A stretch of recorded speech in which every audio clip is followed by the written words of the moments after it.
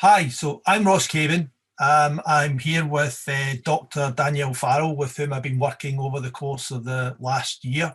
And Danielle and I have many interesting conversations on a weekly basis about the challenges of living through lockdown. And we thought there might be some value in recording our exchange, and that it might be interesting for other people. So we're going to have a chat today about some of the challenges and the considerations around living through lockdown. So Danielle, what's been the biggest challenge of lockdown for you? I suppose there's on two levels. There's been the personal challenges and then there's been the professional challenges. So the personal challenges, I guess the biggest one is not being able to see people as much, particularly my dad and his partner and my older brother.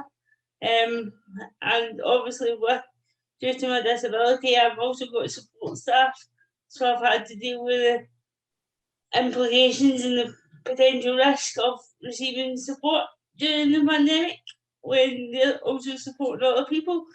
Yeah.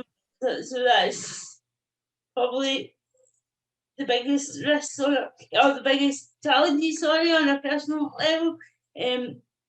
Professionally,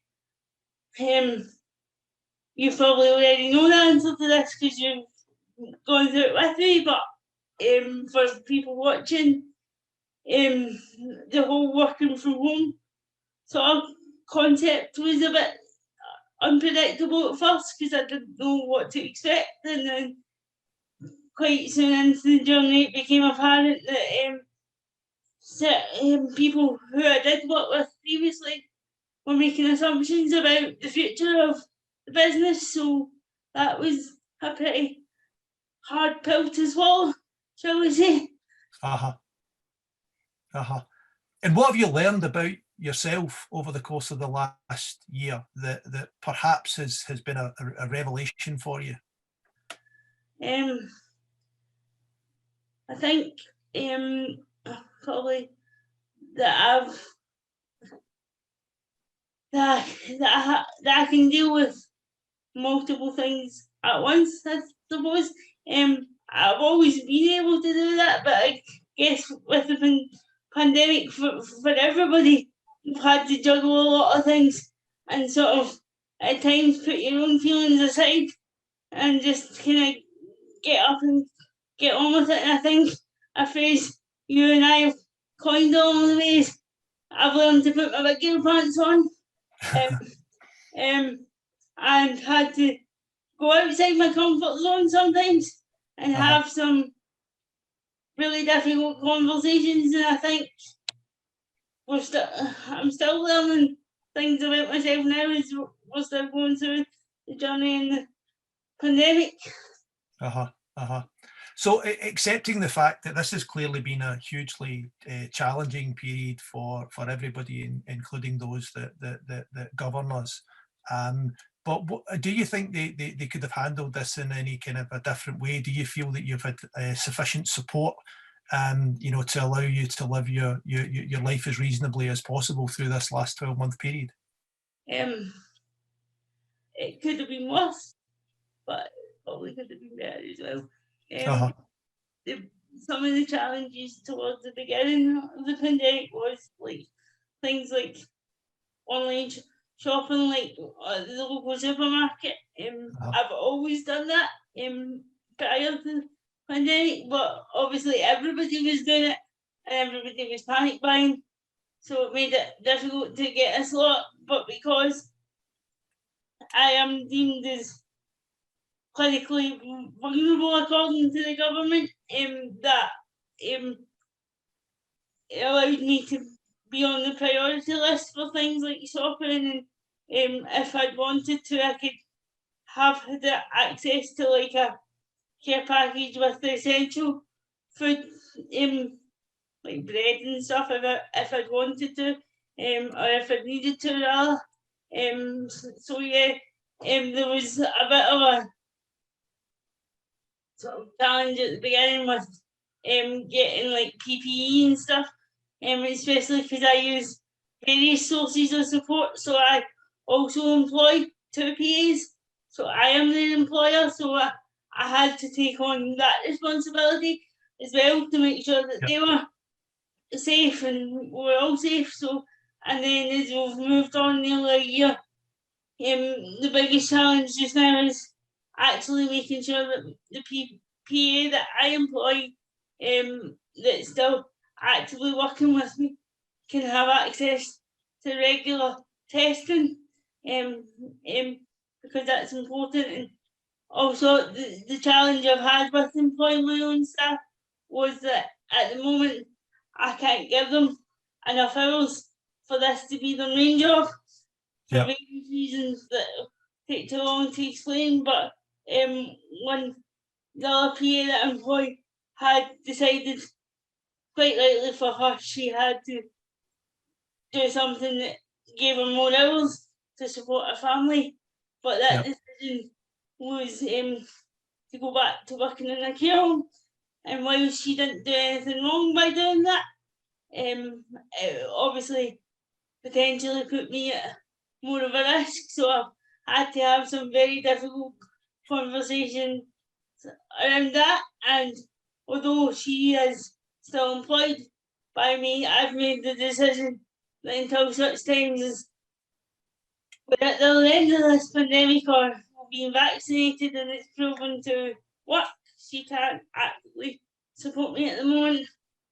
Sure. And in terms of the measures that you have been able to take and the support that's been available to you, do you feel safe? Do you feel secure at the current time, or are you anxious and nervous around the continued threat of infection? I think a year ago, probably when the idea of having to spend 12 weeks in the house, I was like, oh my God, how am I going to do this? Because before COVID, people would tell you I was never in the house, so whether it was for work purposes or social, I was never in. So it's very different to how life is now. So I didn't think I was anxious, but after the first lockdown, I didn't see my dad for 10 weeks. So I hadn't gone any further than my front door. And the first time I was going to visit him, I did feel a bit anxious. And even now, as we're in lockdown 3, I think when I do have to go out, it's kind of like, I really need to, but I also know I need to make a conscious effort to go out because I can't let that happen. And I think this week I felt a bit like a rebel because between 2 medical appointments, I was out 2 days in a row, and I can't actually remember the last time that happened. So I think going forward, I think I am a bit anxious, but I also know that somewhere along the line we can't keep living like this, so something has to give. But for me, a big part of that has been keeping myself sane as much as anything else, as well as safe. And I haven't been, like, apart from my support workers, they're pretty much the only people I see in person. So when I'm like having calls with yourself and other colleagues, that's part of what's kept me, I suppose, sane, and sort of, so I do feel safe, but at the moment, but I feel anxious about how it's going to go, but I also know it has to give somewhere along the line, but I don't know what that's going to be.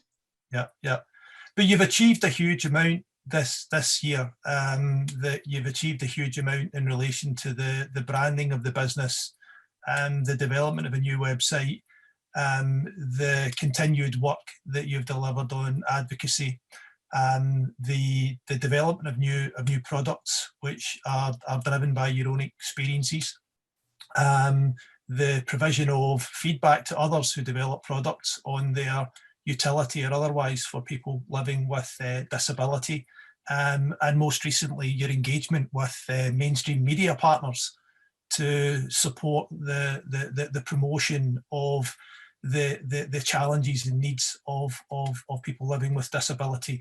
Have you got a particular highlight from the year and all that's been done?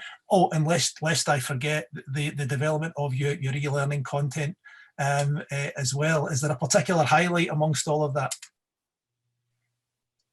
I think the main highlight for me is probably, although as I've said, the realization that assumptions were being made about me and people that I'd worked with for such a long time and who I trusted with my business.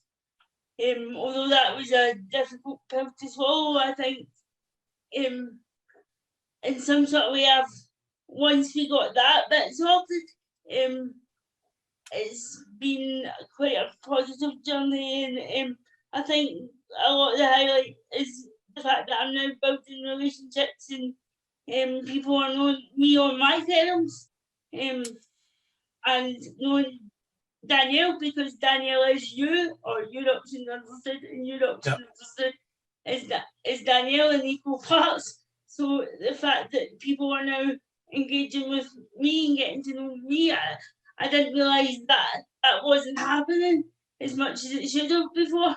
And I think, and now that I'm building these relationships, I'm being asked to do quite big pieces of work on my own. So it's that kind of thing is good, because it let me know that people trust my capabilities and can see what I can do. I think one particular thing I think would be the whole building the social media presence. I now have my YouTube channel, and I'm taking pretty bold steps, I think, to put myself out there and hopefully through that help people, other people who face the same challenges but are maybe not able to, or not confident enough to put themselves out there, such as like my own vlogs, but also like my regular slot within Control Scotland and being Danielle. That just is what it says it is. It's about being me, and I share my experiences in the hope that it supports and helps people and help people stay connected in the digital world that we're now becoming accustomed to. Yep. So as we begin to emerge from lockdown, what are you most looking forward to, and what are your ambitions for your options understood through the course of 2021 and beyond? On a personal level, what I've been most looking forward to is being able to see my dad and everybody closest to me. Other than that, for your options understood, to maybe have a balance between digital and face-to-face meetings. You and I met just before lockdown, so, and we've gone through this journey together, and I think we're still going through it, but it would be nice to meet out with the digital world to actually acknowledge the things we've kind of achieved in person, with your support, and I think just being able to, I don't know that I'd be saying that I'd go back. I think the word is going back to full face-to-face contact, because I think now that we know it works, I think things like Zoom and Google Meet might be around for a while, but I think I'm looking forward to having the balance a bit more, and not thinking, oh God, I need to go out today. Maybe it's more of a, oh, I'm going to go out today like I want to go out, rather than, oh God, I need to get out of that mindset, maybe. And for your options understood, as you've touched on, we're exploring various avenues at the minute, and I'm not sure how a lot of them are going to turn out right now, but as we've spoken about, I'm in a better place than I was this time last year, as is your options understood, so I'm just looking forward to see where that goes when there isn't so many restrictions. Fantastic. Well, look, you've achieved, and it's been great working alongside you through this. You've achieved a massive amount through a very, very difficult period of time. There's lots of really interesting and exciting opportunities that you've uncovered that may take your options understood in any one of a number of directions, but there certainly appears to be an exciting outlook ahead. So thanks very much for your insights, and let's just keep up the good work. Thank you. Thank you.